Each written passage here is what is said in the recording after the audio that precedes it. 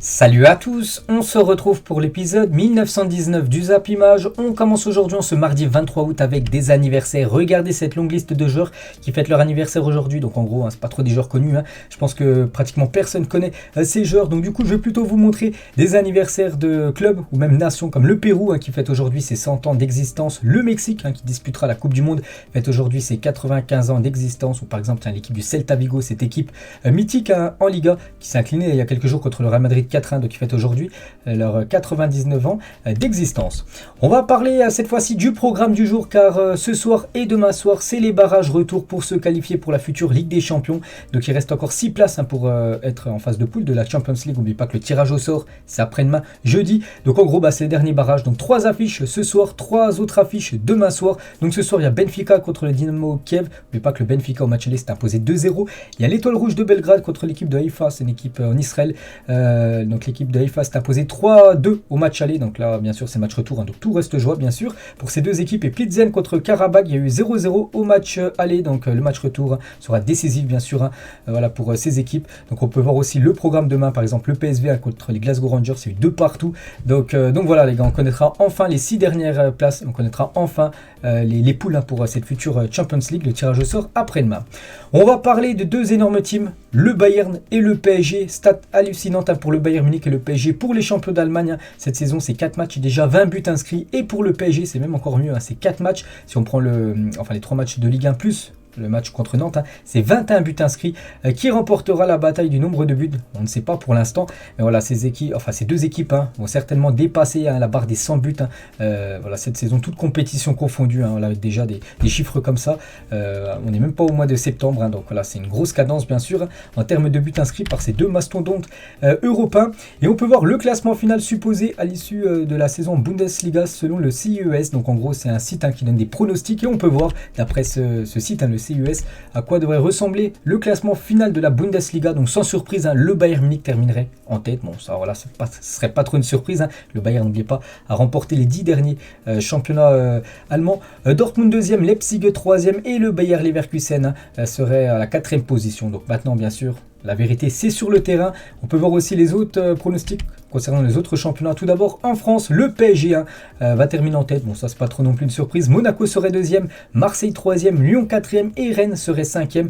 Donc, concernant Angers, 3, Clermont, Ajaccio, du coup, ces équipes-là joueraient en Ligue 2. Parce qu'oubliez pas qu'il y aura 4 descentes en fin de saison dans la 2e division française. Du côté de l'Espagne, on peut voir que d'après le CUS, c'est le Real Madrid qui terminerait en tête à la fin de la saison, devant l'Atlético Madrid, le Barça 3e et l'équipe de Séville en 4e position. Donc ça aussi, ça reste à voir. Donc voilà, peut-être le Real Madrid va encore faire back to back en gros et garder son titre. Du côté de l'Italie, ce serait l'Inter d'après le CUS qui terminerait champion d'Italie devant l'AC Milan 2e, Naples 3e et la Juventus 4e. On peut voir l'Atalanta 5e ou même l'AS Roma en 6e position. Et du côté de l'Angleterre, ce serait City qui garderait aussi son titre devant Liverpool, Chelsea 3e et Tottenham en 4e position. Donc on verra les gars, là on verra ce que ça va donner bien sûr en fin de saison. On va parler de Kylian Mbappé. Vous savez qu'Mbappé, donc dimanche soir, il a inscrit un triplé. Et Mbappé est entré dans le top 10 des joueurs ayant inscrit le plus de triplés en club. On peut voir qu'il est à 11. Il est au même niveau maintenant que Harry Kane ou Pierre-Emerick Aubameyang. N'oubliez pas que Mbappé est beaucoup plus jeune. Il a seulement 23 ans que les deux autres attaquants. Il est déjà parmi les joueurs qui ont inscrit le plus de triplés dans leur carrière. On peut voir le podium. Donc 3e à Lewandowski 21. 2e Messi 41. Et toujours le recordman à Cristiano Ronaldo 42 triplés en carrière pour CR7. Je vous parle en club. On va parler du match, Lille-PSG, où le PSG a écrasé l'équipe de Lille 7-1. Et Michel Rio, il a dit j'ai appelé un pote qui bosse à la vidéo en Bretagne. Comme il a du matos de professionnel, je lui ai demandé de reprendre les images des 2 buts. Et je suis un peu sous les 8 secondes, alors que Kylian, que j'adore au passage, est un peu au-dessus des 8 secondes. Parce que Mbappé a mis 8 secondes. Et Michel Rio, qui avait l'ancien record aussi de 8 secondes. Et d'après lui, il a été plus rapide à marquer ce but. Bon, après, c'est des questions de millième, on va dire. Hein. Donc voilà ce que dit bien sûr Michel Rio par rapport à Kylian Mbappé qui est revenu voilà, sur son record. Christophe Galtier, les gars, sur Vitinha. Donc c'est un joueur qui est tout le temps en mouvement, très intelligent et mature pour son âge. Hein. Il a l'esprit collectif et il est le lien entre notre défense et le secteur offensif. Je ne suis pas surpris qu'il soit bien intégré au système. C'est vrai qu'on en parle peu de Vitinha. Il fait vraiment du très très bon boulot quand même depuis qu'il est arrivé du côté de Paris. Donc maintenant à voir lors des grands matchs européens ce que ça va donner, est-ce qu'il va réussir à garder ce qu'il montre actuellement dans le championnat français. Toujours avec Paris, donc ils utiliseront deux typographies différentes pour le flocage de leur futur maillot de Ligue des Champions. Donc on peut voir un flocage. Voilà, d'après la source parisienne. Et un autre flocage qui pourrait être utilisé lors des matchs de Champions League, la saison là qui arrive du côté de Paris. Toujours avec Paris, Christophe Galtier à propos de la rumeur d'un défi 0 défaite en championnat. Il a dit c'est faux, peut-être que ça s'est dit entre les joueurs dans le vestiaire, mais aucun membre de la direction ou du staff n'en a parlé. Voilà, concernant cette rumeur qu'on entendrait que du côté du PSG, ils aimeraient faire une saison sans perdre. Bon, ça peut se faire, mais c'est très très compliqué. Donc jamais le PSG a fait une saison sans perdre le moindre match. Donc un record qui n'a jamais été réalisé dans l'histoire du championnat français. On peut voir quelques équipes qui l'ont fait comme sur les 40 dernières années. Donc l'AC Milan en 92, l'Ajax en 95, la Juventus en 2012 ou Arsenal quand c'était considéré une équipe invincible en 2003-2004, ils avaient réalisé une saison donc 38 matchs sans perdre le moindre match. Donc voilà ce qui se dirait du côté du PSG, voilà, que le PSG aimerait faire une saison sans perdre. Donc on verra parce que c'est très très compliqué, surtout qu'il y a la Coupe du Monde. On va voir maintenant l'état de forme bien sûr des joueurs quand ils reviendront de Coupe du Monde. Est-ce qu'ils seront autant performants en club? Donc c'est pas sûr, on verra bien sûr. Toujours avec Paris, donc après leur succès 7-1, donc Galtier a accordé 2 jours de repos aux joueurs. Donc hier il y avait repos, aujourd'hui repos, ils vont reprendre demain l'entraînement cette équipe du PSG. Prochain match ça sera dimanche, en plus c'est encore un gros test contre l'équipe de Monaco au Parc des Princes. Alain Saint-Maximin sur Instagram, une seule chose en tête, la Coupe du Monde. Lui qui a réalisé un énorme match contre Manchester City il y a quelques jours. Donc il y a eu 3 partout, il a délivré 2 passes décisives et il a mis, donc c'est en anglais en gros, qui rêve tout simplement de jouer la Coupe du Monde avec l'équipe de France. Est-ce que Deschamps va l'appeler ou non pour le prochain rassemblement? On ne sait pas, donc on verra. Ce serait pour moi mérité de voir comme Alain Saint-Maximin jouer avec les Bleus. On va parler de l'attaquant toulousain Ialé, a été victime d'une rupture d'un ligament croisé du genou ce dimanche face au FC Lorient. Donc bon rétablissement à l'attaquant de Toulouse, un meilleur buteur de Ligue 2 la saison passée. Ça c'est un gros coup dur pour l'équipe de Toulouse parce qu'ils perdent leur meilleur buteur la saison dernière. Donc rupture d'un ligament croisé, c'est minimum normalement 6 mois. Donc on ne devrait pas le revoir avant quasiment février, voire mars. Donc bon rétablissement à lui, on lui envoie bien sûr beaucoup de force. Et lui aussi les gars, il est blessé, c'est Wijnaldum, souffre d'une fracture du tibia droit, annonce l'AS Roma. Donc ancien joueur du PSG, il a été transféré il y a quelques jours du côté de l'AS Roma. Et voilà, le club de Rome a dit qu'il est blessé tout simplement. Il s'est blessé, je sais pas, peut-être à l'entraînement, fracture du tibia droit, ça aussi, ça prend quelques mois quand même de rétablissement. On lui envoie beaucoup de force. Et voilà ce qu'a dit Mourinho. Donc déjà il a mis Forza Gini, bien sûr, voilà, on envoie de la force à Wijnaldum. Donc parfois le football peut être de la merde en seulement 2 semaines. Donc Wijnaldum est devenu l'un des nôtres grâce à ses qualités humaines, ses qualités footballistiques, nous les connaissons déjà. Donc le beau message de José Mourinho en soutien à Wijnaldum, comme j'ai dit, qui s'est grièvement blessé.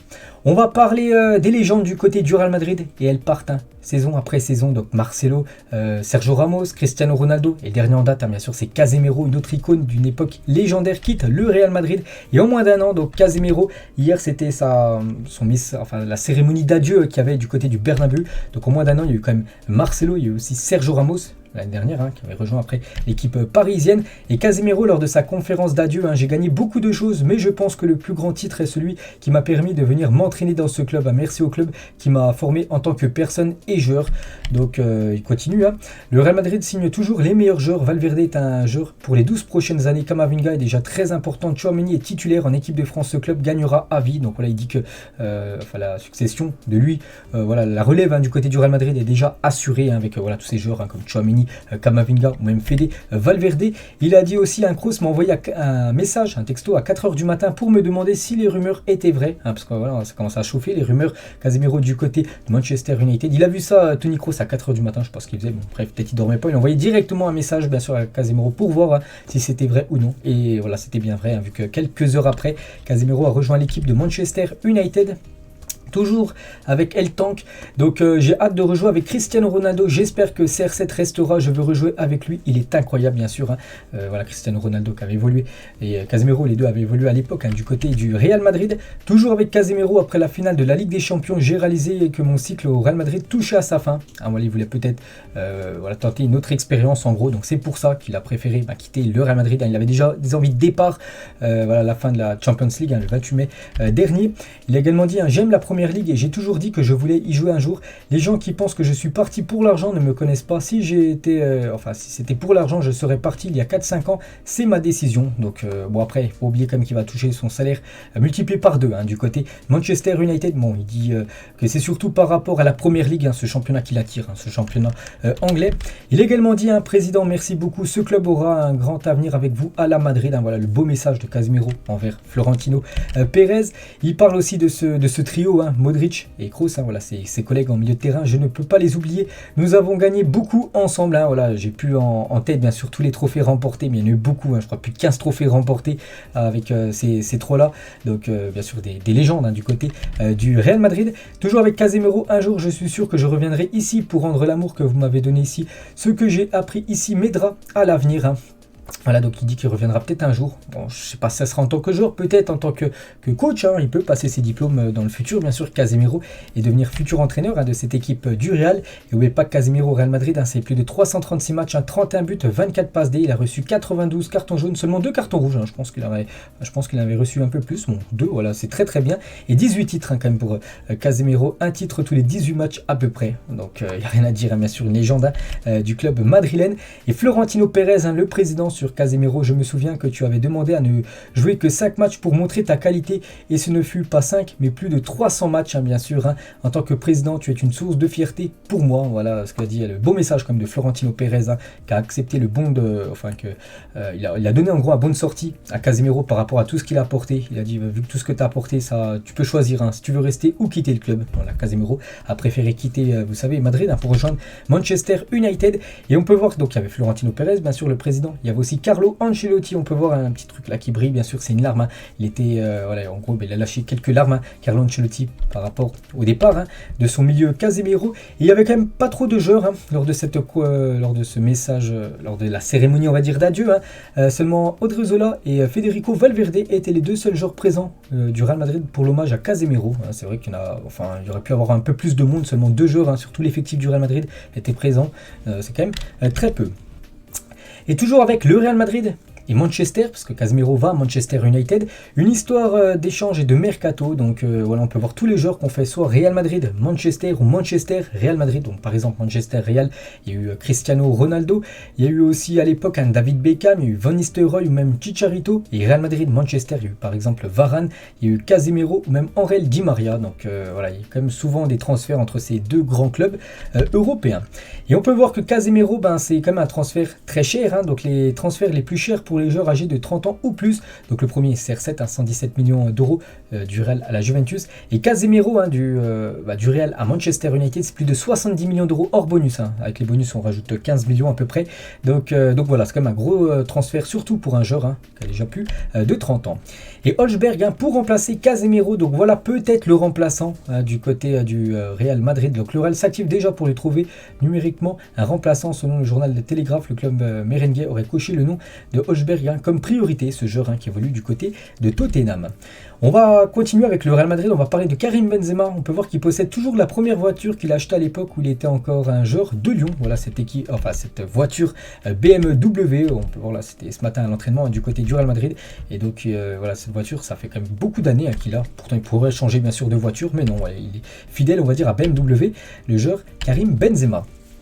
On va parler d'un autre Français qui évolue du côté de la Liga, c'est Jules Koundé. Et contrarié de sa situation qui n'est toujours pas inscrit par le Barça en Liga, c'est quand même incroyable. Tout le monde est inscrit sauf Jules Koundé. On peut voir qu'il a dû renoncer aux 2 premiers matchs contre le Rayo Vallecano et là il y a quelques jours contre la Real Sociedad. Donc le Français s'inquiète aussi de son retard à la reprise car la liste de Deschamps va tomber début septembre. Il ne veut pas perdre de temps par rapport à ses concurrents. Ça c'est vrai, on peut comprendre aussi qu'il commence à s'impatienter parce que vous savez qu'il y a la Coupe du Monde et il doit jouer quand même Jules Koundé. Puis pour l'instant il joue pas, c'est vrai qu'il fait les entraînements d'entraînement, mais il ne joue pas des matchs officiels. Et voilà, il aimerait quand même que ça s'active, hein, parce qu'oubliez pas qu'il a une clause quand même dans son contrat qui peut quitter à tout moment. Voilà, ce club du Barça, si le Barça ne l'inscrit pas en Liga avant le 31 août. Donc voilà, on sait qu'à tout moment, bien sûr, il peut faire volte-face et quitter cette équipe blaugrana. N'oubliez pas que le Barça investit plus de 50 millions d'euros sur Jules Koundé. On va parler de Emile Smith-Rowe et William Saliba. Donc la relève, on peut dire, hein, du côté de Arsenal, hein, deux jeunes joueurs. Hein. Donc on est surtout nous contents pour William Saliba, les gars, parce qu'il fait vraiment un très bon début de saison, hein, du côté des Gunners. En plus, il a marqué un magnifique but là ce week-end contre l'équipe de Bournemouth. Et toujours avec Arsenal, peut-être un départ, c'est Nicolas Pepe et Nice s'impose pour s'attacher les services de Pepe. Le principal frein à l'arrivée de l'international ivoirien est bien sûr son salaire, hein, voilà, parce que s'il va du côté de Nice, il devra absolument descendre son salaire. On va parler de l'équipe de France. Aujourd'hui, on est le 23 août, donc dans quasiment un mois, donc c'est exactement le 22 septembre, donc dans un mois quasiment jour pour jour. Donc l'équipe de France jouera un match de National League contre l'Autriche. N'oubliez pas que l'équipe de France est sûre de ne pas se qualifier, hein, pour le Final Four, hein, voilà, parce qu'on a fait une National League catastrophique, hein. Mais bon, il faudrait essayer au moins de se maintenir, parce que pour l'instant, je crois que les Bleus sont derniers, donc on jouerait en Ligue B, hein, la prochaine édition, donc ce serait une catastrophe. Donc voilà, il va falloir s'imposer, hein, contre l'Autriche, hein, dans un mois. C'est le futur match des Bleus, en plus sera un match très important pour préparer, hein, cette future Coupe du Monde. Et toujours avec l'équipe de France, regardez à quoi devrait ressembler le futur maillot domicile de l'équipe de France pour la Coupe du Monde. Il aurait fuité, donc voilà, je sais pas où il est en vente, mais bon voilà, une photo que j'ai pu voir, hein, sur les réseaux sociaux. Donc voilà à quoi va ressembler le maillot de l'équipe de France pour cette future Coupe du Monde. On va parler de Eden Hazard, et lors de la saison 2011-2012, hein, regardez ces magnifiques statistiques, hein, du côté de Lille, hein, 38 matchs, 20 buts et 18 passes décisives. Donc en gros, il a été décisif à chaque match, hein. Donc voilà, décisif sur 38 buts en 38 matchs, hein, le joueur maintenant du Real Madrid. On a eu le droit de gros scores ce week-end, hein, donc voilà, le Bayern, hein, 7-0, le PSG 7-1, il y a eu, je sais pas, il y a le Barça 4-1, le Real Madrid 4-1, Lens 4-1, Naples 4-0, l'Inter 3-0, même l'équipe de Porto contre le Sporting, hein, également 3-0.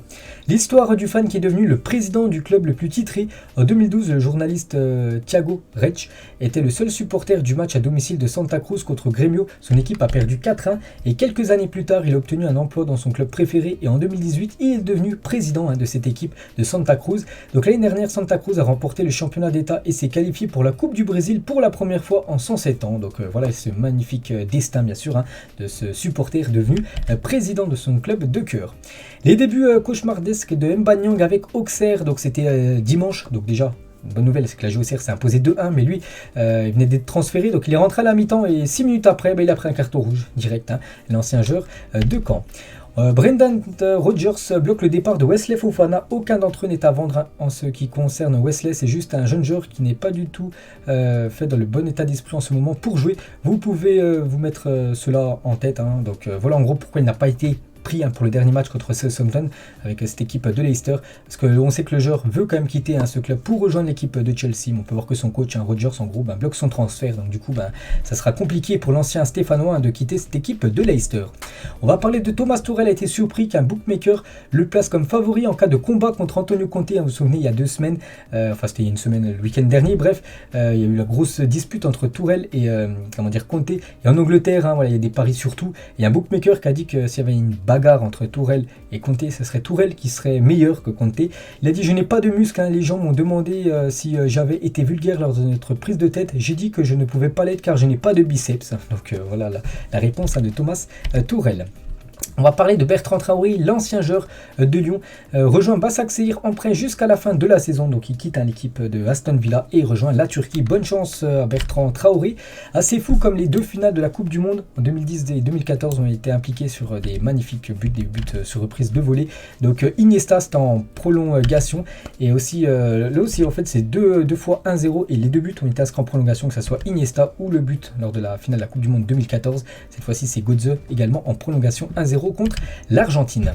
Vahid Halilhodžić, à propos de son départ de la sélection marocaine, hein, vous savez que c'est plus lui le sélectionneur, ce sera pas lui le sélectionneur du Maroc, hein, pour la Coupe du Monde. Je pouvais accepter tout ce qu'il demandait et rester, mais une fois qu'un entraîneur permet aux autres de décider qui jouera et ira à la Coupe du Monde, alors il n'est plus l'entraîneur, hein. C'est vrai que voilà, c'est pour ça en gros qu'il a quitté la sélection marocaine, parce qu'il y en a des autres entraîneurs en gros qui lui disaient voilà de qui prendre pour jouer à la Coupe du Monde. Lui bien sûr il avait ses choix, et c'est pour ça qu'il a préféré tout simplement partir de cette sélection sélection marocaine. Ryan Cherki, par rapport à sa prolongation de contrat, il était important pour moi de prolonger dans mon club de cœur, dans le club de ma ville. Je n'ai pas fait ce que j'avais envie de faire jusqu'ici. L'avenir nous réservera de belles choses, donc n'oubliez pas qu'il a prolongé d'une saison supplémentaire, donc en gros jusqu'en 2024 du côté de Lyon. Le premier 11 de Georgian Club à Liverpool aujourd'hui, 10 des 11 joueurs titulaires sur cette composition ont quitté le club, donc tout le monde a quitté le club à part donc Milner, les gars, qui est Milner, encore un joueur de Liverpool, sinon que ça soit Sakho, l'ancien parisien, que ça soit Klein, que ça soit Lallana, Origi ou même Mignolet, le gardien, tout le monde a quitté cette équipe de Liverpool. La fédération béninoise annonce que l'équipe nationale du Bénin va changer de surnom à partir de ce jour. Il n'y aura plus d'écureuil au Bénin. Pour ce qui est du football, à partir de ce jour, nos footballeurs s'appelleront les Guépards. Voilà comment on va surnommer maintenant cette équipe du Bénin. La vue depuis les tribunes du stade Monterrey est sublime. C'est du côté du Mexique. Donc magnifique image. Regardez, donc déjà on peut voir le stade en bas avec les montagnes derrière. Magnifique image. Regardez ce que ça rend, les gars, quand vous êtes dans le stade, qui est tout simplement sublime. En plus, il est magnifique, le stade avec les montagnes derrière, superbe image. Mohamed Bayo en juillet dernier dans les colonnes du journal L'Équipe, n'oubliez pas qu'il a été mis de côté pour le match contre le PSG parce qu'il a été vu en boîte de nuit samedi, donc la veille du match contre le PSG.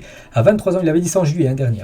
À 23 ans, tu as envie de t'amuser, mais il y a des limites. Si vous croyez qu'on peut mettre 14 buts en Ligue 1 et sortir tous les week-ends, donc à Lille, je vais me découvrir, je dois travailler pour atteindre mes objectifs. Donc voilà ce qu'il avait dit, qui sait qu'il fallait pas trop sortir, voilà, qu'il fallait être sérieux du côté de Lille.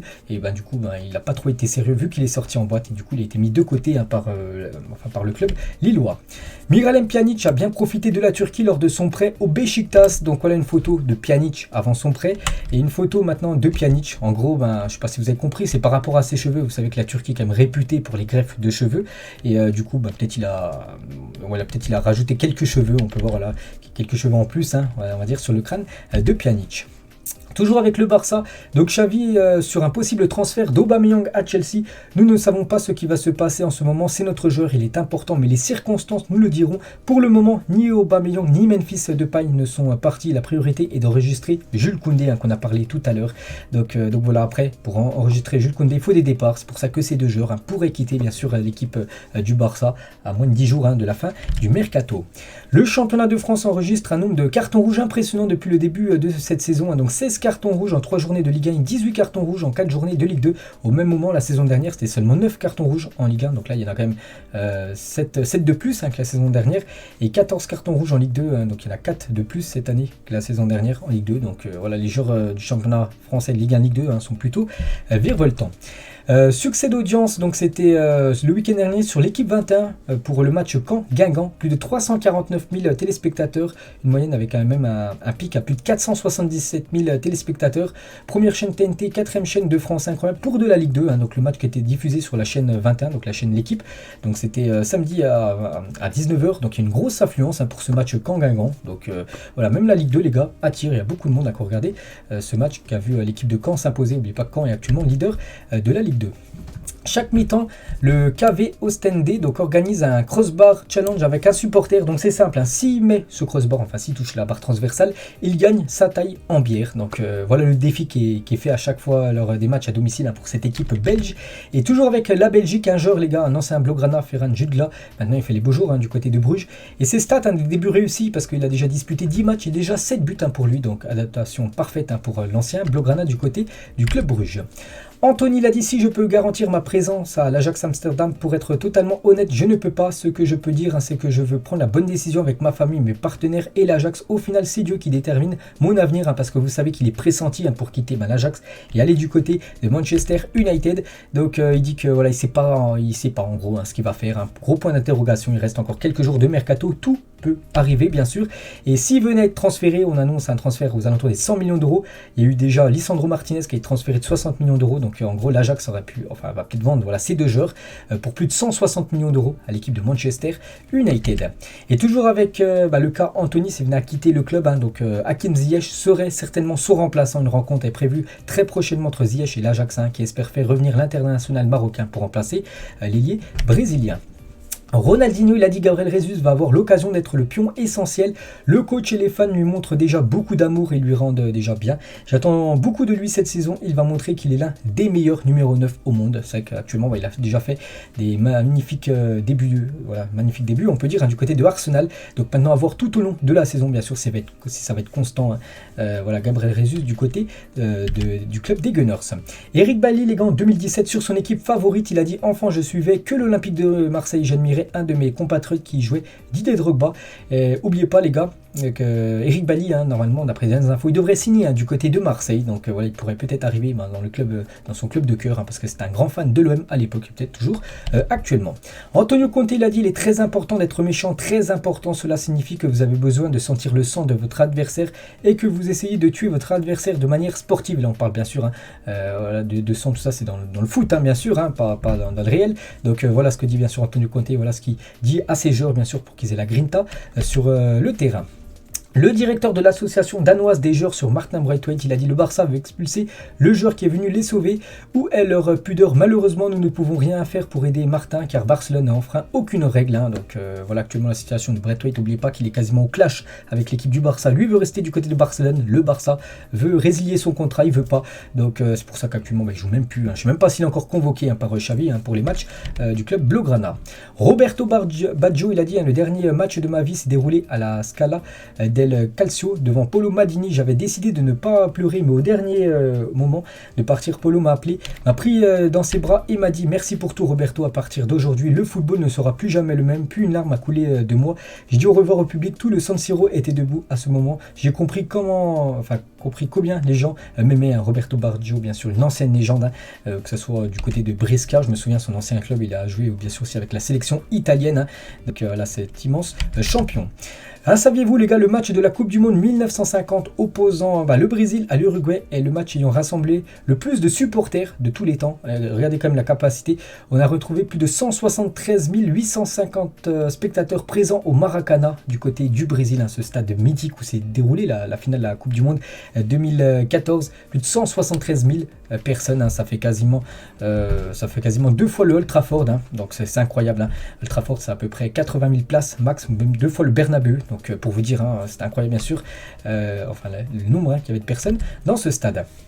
Filip Kostic, le nouveau joueur de la Juventus. Je suis très heureux d'être à la Juve. Vlahovic m'a parlé de la Juve, il m'a parlé en positif du club. Ce qu'il m'a dit, c'est concrétiser la mentalité du club et de gagner. On doit avoir cette mentalité. Je sais ce que le club attend de moi du côté de la Juventus Turin. Vraiment un joueur tellement sous-coté, Kostic. N'oubliez pas qu'il a été élu meilleur joueur de la dernière saison d'Europa League.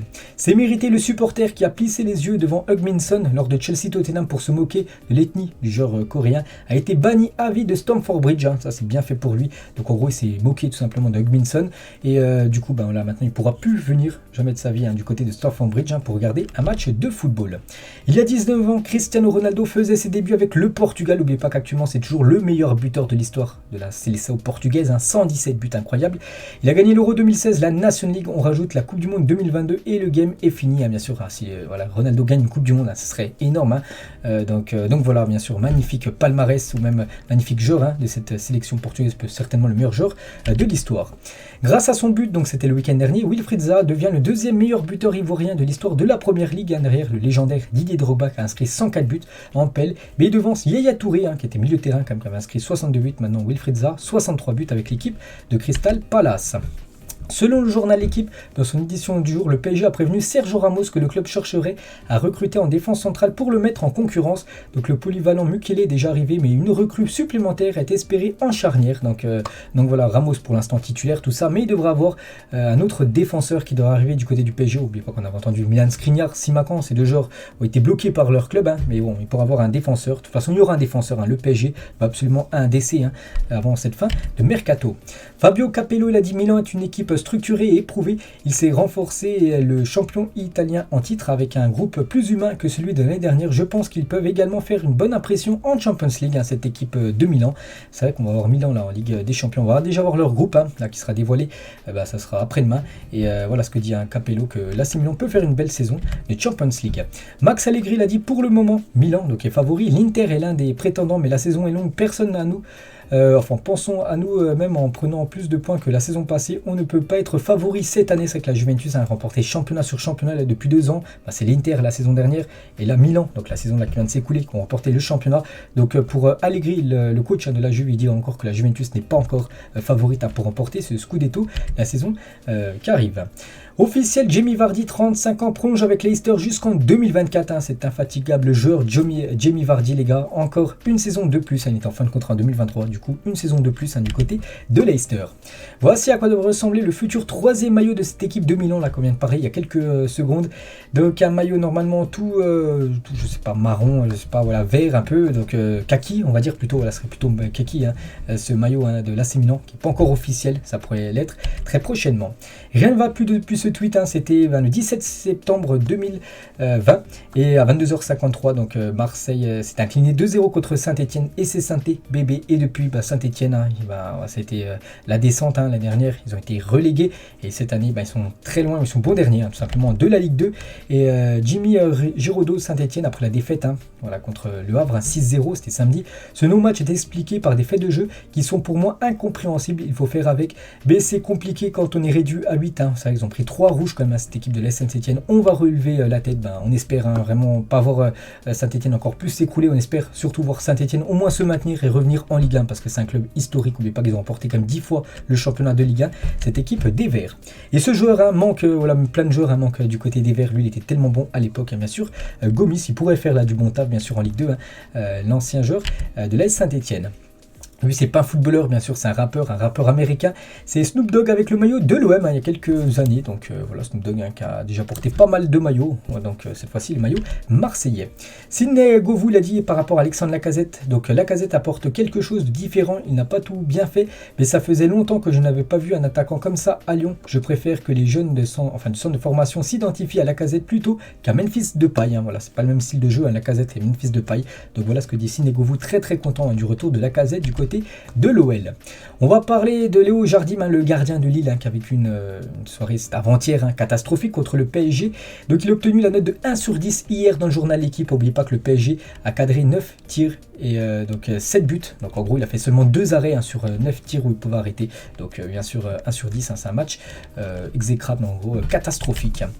Les campagnes d'abonnement sont un succès pour la majorité des clubs de Ligue 1. Donc meilleur ratio, c'est pour Lens et Lyon, 5e ratio. Donc par exemple, on peut tout voir. Donc nombre d'abonnés, jauge du stade, ratio abonnés-jauge, évolution par rapport à la saison dernière. Par exemple, l'équipe d'Ajaccio, les gars, ils prennent un 190% par rapport à la saison dernière. Ou même l'AG Auxerre plus 248%. Après, Auxerre est en Ligue 2, ils montent en Ligue 1.